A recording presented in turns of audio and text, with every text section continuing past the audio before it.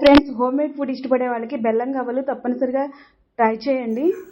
Glass 3 గ్లాసుల గోధుమ పిండి, టీ గ్లాస్తో 4 గ్లాసుల వాటర్, 100 గ్రామ్స్ బటర్ తీసుకున్నాను.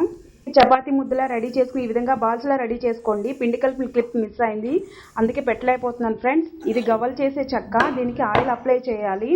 ఒక బౌల్లో కొంచెం ఆయిల్ తీసుకుని దీనికి ఆయిల్ అప్లై చేసి ఆ రెడీ చేసి పెట్టుకున్న బాల్స్ని, చిన్న బాల్స్ని ఇలా గట్టిగా ప్రెస్ చేసి తీసుకుంటే మనకి చేతి వెంట ఇలా వచ్చేస్తాయి. చూసారు కదా, ఈ విధంగా మంచిగా రెడీ అయ్యాయి. ఇప్పుడు వీటన్నిటిని కూడా ఒక పేపర్ మీద తీసుకోండి. ఇలాగా కింద ఒక ప్లేట్ సపోర్ట్ తీసుకుని పేపర్ వేసి తీసుకోవాలి. ఇంకా స్టవ్ ఆన్ చేసి ప్యాన్ తీసుకుని ప్యాన్లో సగం వరకు ఆయిల్ తీసుకోండి. ఆయిల్ మీడియం ఫ్లేమ్లో పెట్టి హీట్ చేసుకోవాలి. వన్ సైడ్ నుంచి నిదానంగా గవ్వలన్నిటినీ కూడా దీనిలో ఒక్కొక్కటిగా వేసేసుకోవాలి. వేసి ఫ్రై చేసుకోవాలి.